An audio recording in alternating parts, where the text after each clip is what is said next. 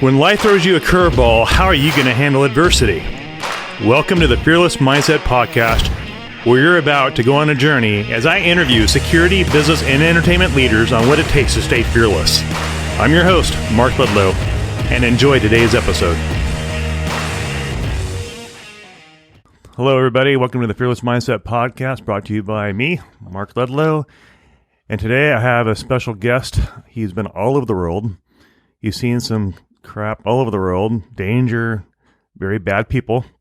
And Thomas joins us from Orange County, California, where he is an subject matter expert in active shooter training. He's got a master's degree from UCI in criminology. And what was the other part?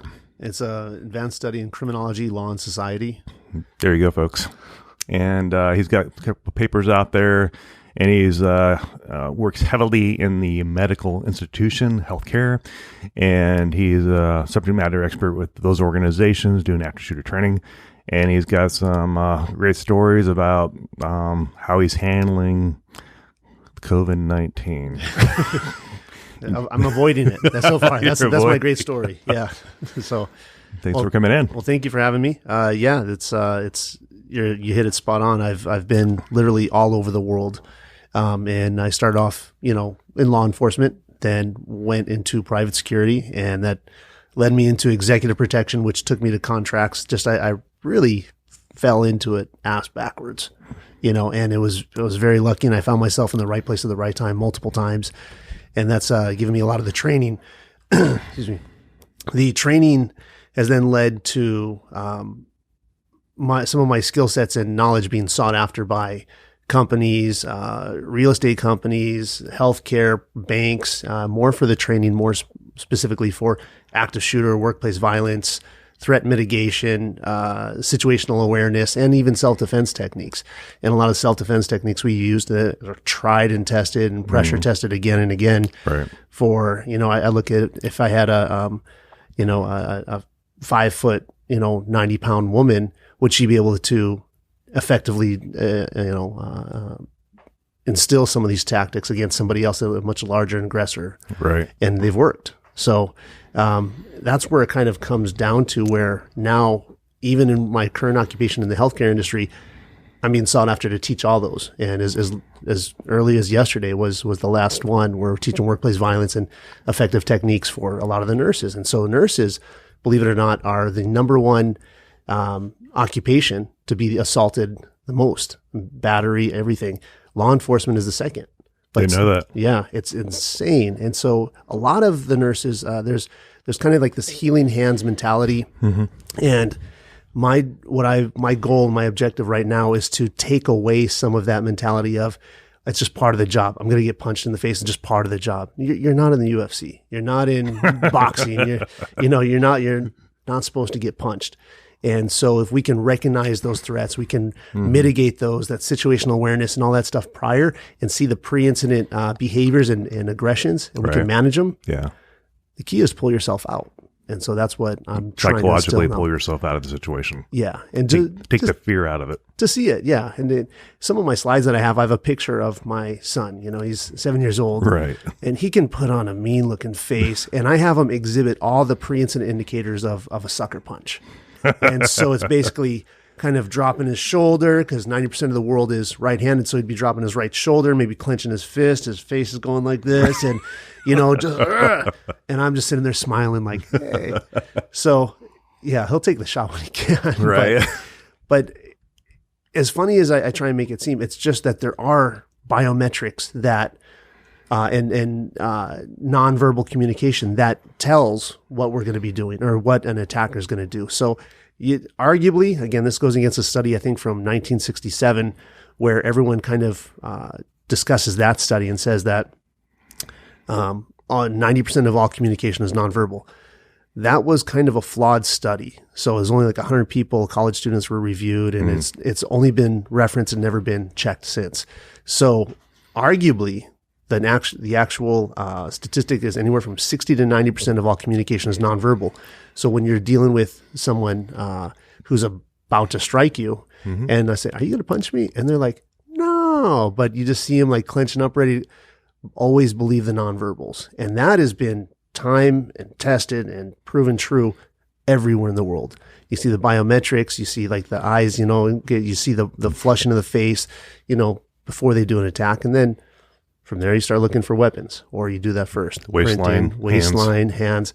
I always say, like, people always say, oh, sticks and stones may break my bones, but words will never hurt me. Yeah. Attribute that to adulthood and looking where someone is talking with their mouth. If they're not more than, a few inches away from you, they're not going to bite you, However, what's in their hands? You don't see the hands. I mean, you can catch anyone like up, without, right. I think it's like 4 feet, I believe it is. So anyone within 4 feet, right, you won't be able to effectively process what's going to happen. Like, oh my gosh, I'm getting attacked. I need to block. I need to step away, do whatever. So, yeah, I just talking about nurses and stuff. I just saw that on my feed on Facebook about the thing going on in Texas with the hospitals. They're going to mandate something about nurses have to get vaccinated. And I sent it over to you like, this is a good talking point on the podcast. Yeah. From your standpoint, being that you work in the healthcare industry, what are your thoughts on that whole legal law stuff? That's a big litigation lawsuit, right? I think you're saying right there. Yeah, it's going to be a huge lawsuit. And I believe it was 200 nurses or staff at a hospital in Texas were going to be terminated. You can't do that. I think that's 200 lawsuits. And now, I'm not a lawyer, but I do believe that's a violation of the Fourth Amendment right, the right to be free from, have your privacy basically not instilled. And people try and say, well, it's a vaccine, you need it for schools, you need that. Well, there's a difference. This is an emergency authorized vaccine by the FDA. Now with the executive order, but right, it's every other vaccine. We have HIPAA violations on top of that. Yes, that's not good.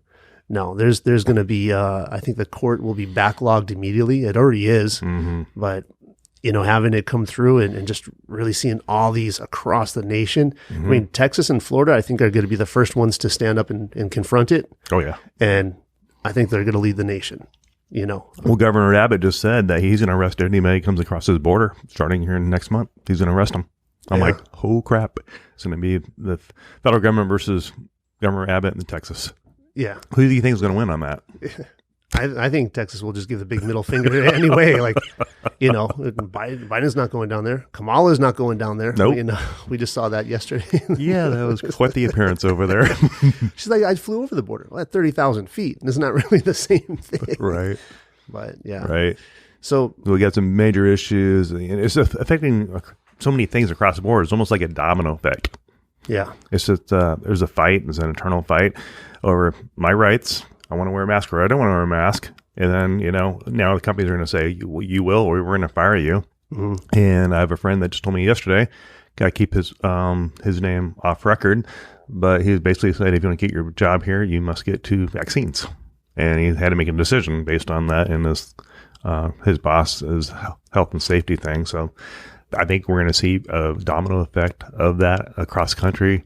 And then when this thing mutates, who says this thing's not FDA? I mean, they sped up the trials. I mean, it's not really FDA approved. So when the thing does mutate, they have to create a 3rd vaccine to catch that 3rd mutation variants of that. And I'm like, what gives?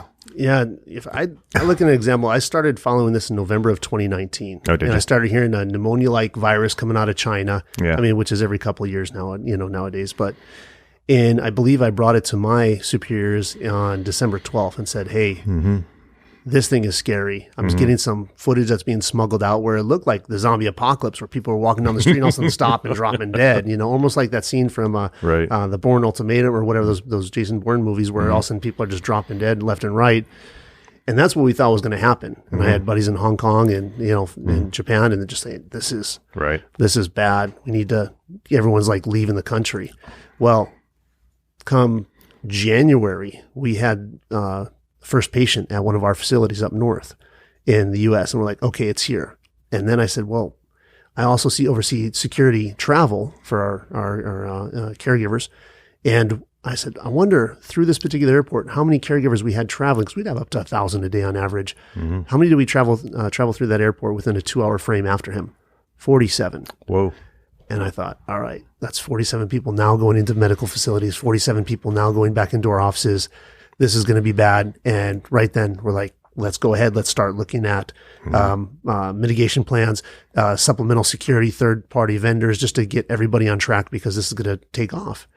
And when things started really happening in March, I'm like, okay, we're bracing for it. And everyone said, okay, in a few more weeks in April.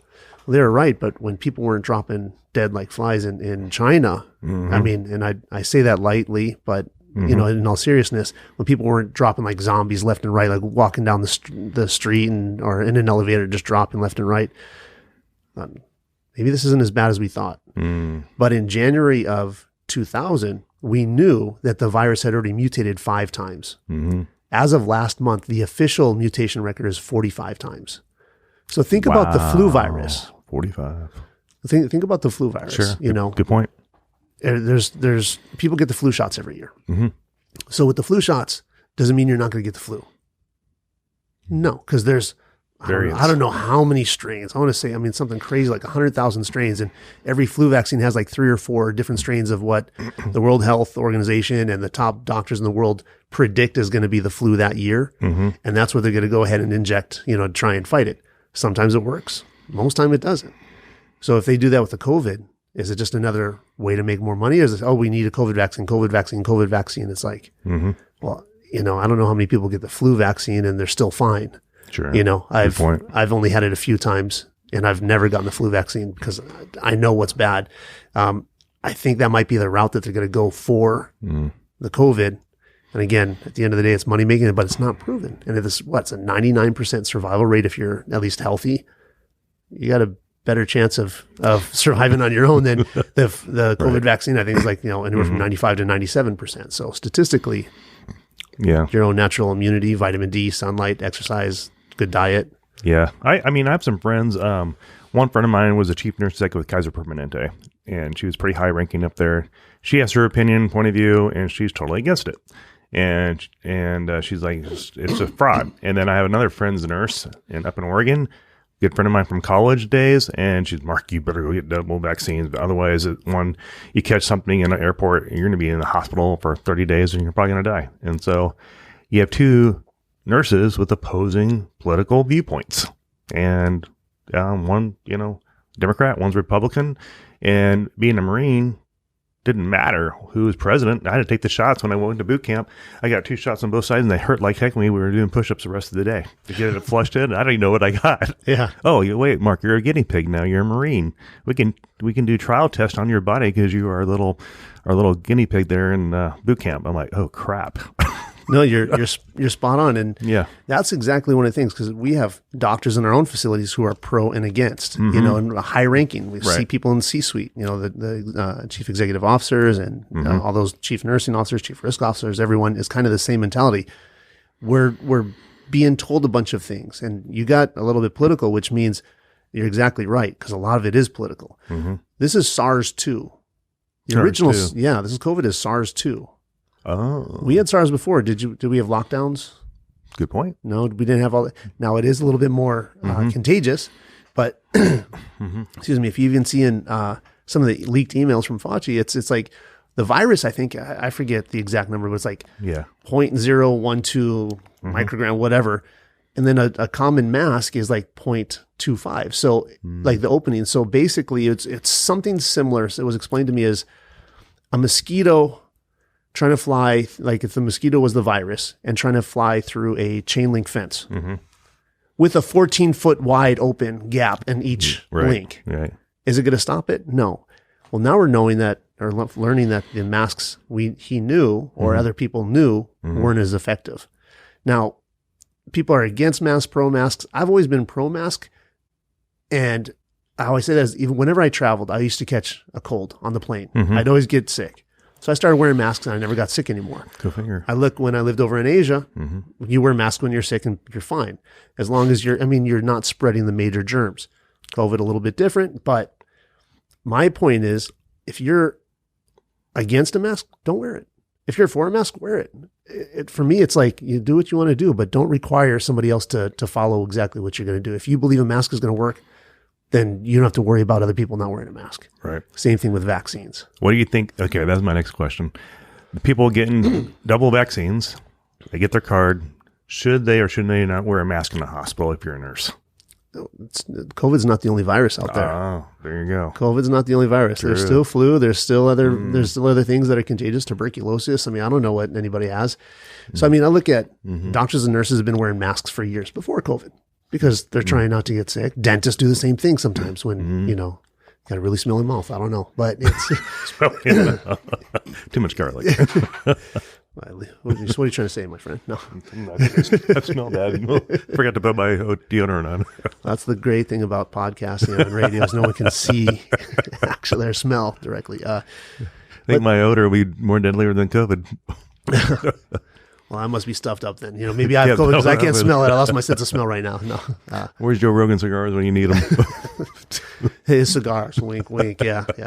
So not only do you do active shooter training for the medical institution you work for, but you do many other things in addition to active shooter training. Mm-hmm. You head up their security. You're implementing SOPs, safety protocols, and all that. Policies, procedures, making standardized training across the entire enterprise to make sure that all the security that we have has a basic foundation that's across the board. So somebody who might be, say, up in Montana would have the same training as somebody in Orange County versus someone who's in Texas, that at least it's a standardized across the board. So we know everyone has the same competencies. Now, there's one of the harder thing is to do is as you look at the size of a facility and the location. Yeah. I think the smallest actual hospital or facilities in Johnson County, I think in Tennessee, 2 beds in the hospital. Wow. The largest, I believe, right now is still like the University of Pittsburgh with over 8,000 beds. Whoa. So would the same training be applicable? Sure. But you're not going to spend that much time on running multiple active shooter drills in a 2-person hospital, or maybe you would. It depends. Yeah. What's the funding? What's the regional, the location, the ability to train people, and what's the standardized best practices? Yeah. So, wow.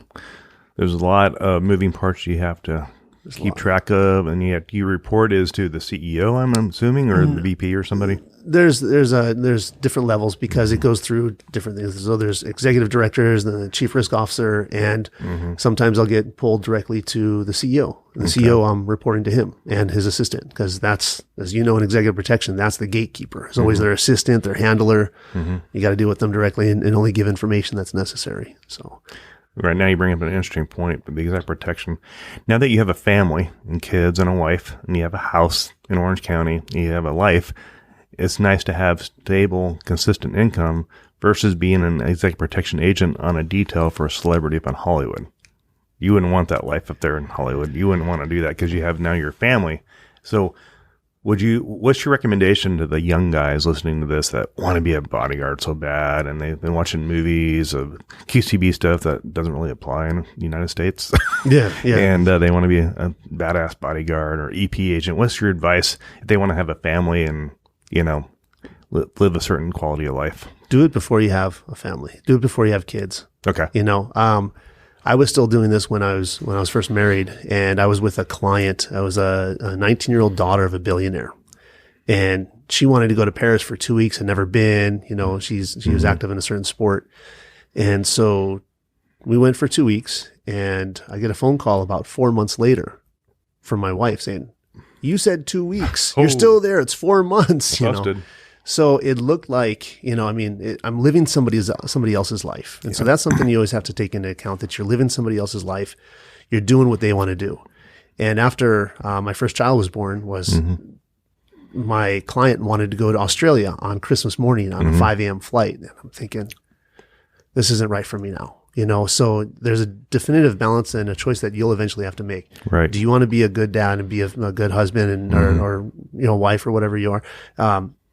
And give your family what they deserve? Or do you want to live somebody else's life and be an Instagram star taking pictures, on jets and traveling all over the world?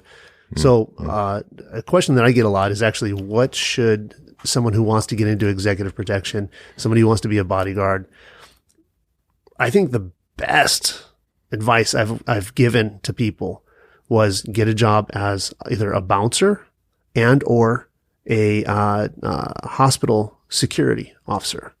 The reason is because you're going to deal with all walks of life, and you're going to learn very quickly. And I was going to say bouncer, I'm not saying like a small little pub. I'm talking like a major nightclub where you're going to have multiple fights every night, because then you get to read body language. You get to start constantly looking for weapons and printing. You get to see people's bad behaviors. And for me, when I was doing that for a long time, I started to see violence before it happened. I'm like, these people are going to fight. I know it. And so we get our security team ready. And before the first punch was thrown, we'd be in there and catching it. Like it was not a superhuman skill, but I think you can learn to predict where that's going to happen.